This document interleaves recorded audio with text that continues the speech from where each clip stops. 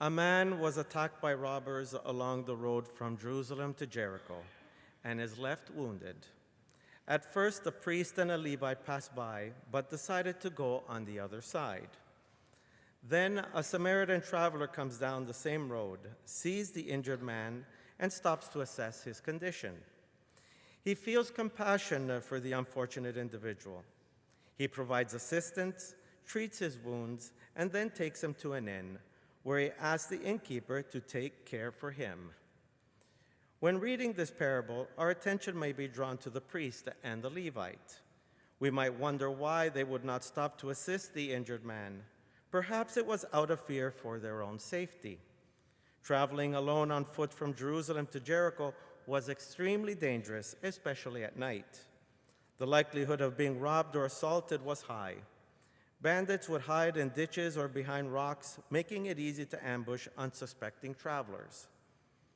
In today's gospel, the lawyer poses a personal question to Jesus: "What must I do to inherit eternal life?"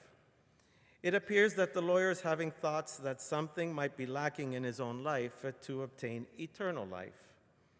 The doctor of the law feels compelled to take action in his life to be worthy of God. At that time, it was not easy to remember all Jewish laws and regulations and apply them to daily life. This challenge remains relevant today. While we may know the teachings of our faith, putting them into practice can sometimes be difficult.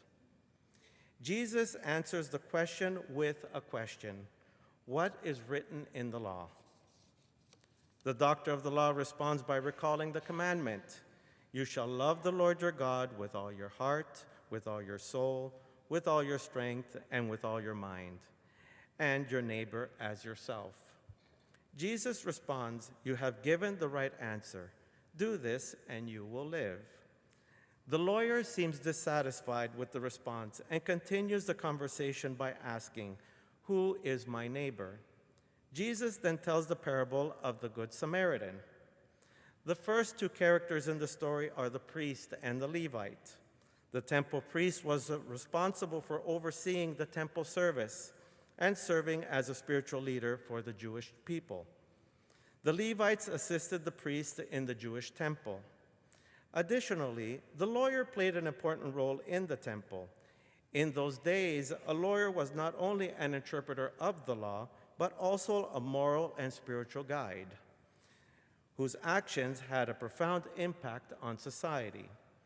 These representatives of the law were highly respected by the people of God.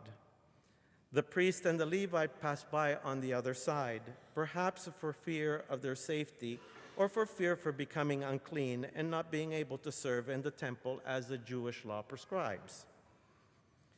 More importantly, the priest and the Levite, who represented the law, did not consider the man a neighbor. The question asked by the lawyer, "Who is my neighbor?" is central to the passage. In the Old Testament, a neighbor was understood to be a fellow Israelite. Later, this definition was extended to include travelers in the land. Jesus did not specify who the injured man was or where he came from. Historically, Jews and Samaritans were enemies towards one another for religious reasons. A neighbor is anyone who should be supported during times of need or distress. This is the will of God and today's teaching of Jesus. The lawyer never thought that someone from outside the Jewish people could be seen as a neighbor, in this case, someone from Samaria. To the question, which of these three do you think was a neighbor to the one who fell into the hands of the robbers? The lawyer refrained from saying the Samaritan, but said, the one who showed mercy. As a lawyer, recognizing the Samaritan as a neighbor would have implied that the Samaritan was a member of God's people and therefore eligible for eternal life. We are fortunate to live in a time where cell phones are commonplace. When someone is injured in an accident, we just have to call 911 for assistance. In the parable, the wounded man on the ground was alone, and his chances of survival were very slim. Suddenly, a man from Samaria, moved by compassion, comes to his aid. The Good Samaritan tended to the man's wounds and provided shelter for the time needed to heal. The term Samaritan refers to a person from Samaria, but it is commonly used to describe someone who is charitable or helpful. This definition is derived from today's gospel. The Samaritan indeed is a charitable and helpful individual. In addition to treating the man's wounds, he also paid the innkeeper for everything the injured man needed to recover. In the parable, the priest and the Levite represented the lawyer. Jesus consistently criticized those who upheld the law because they often took advantage of individuals who could not defend themselves when mercy should have prevailed. Instead, Jesus is the Good Samaritan. When everything seems lost and hopeless, he is always there. He is present to heal our wounds and provide what we need for recovery. In times of need, we might find ourselves abandoned by family or friends or by those we trusted most. A breakup with a loved one, a passing of a family member, financial difficulties, a job loss can create profound spiritual and emotional pain. When no one is there to support us, our hope is to call upon the Lord for help. He is the Good Samaritan. When Jesus concludes the story, he poses a question to the lawyer.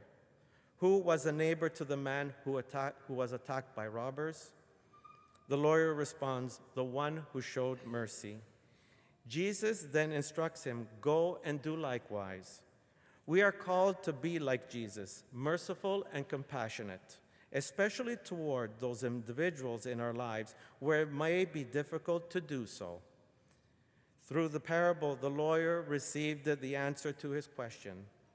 There is a lot to think about, especially on how laws and teachings are to be interpreted and applied to daily life.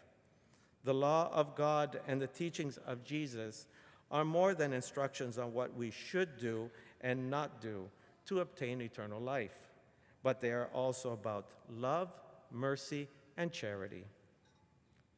We are called by Jesus to act as Good Samaritans by showing mercy to all our neighbors.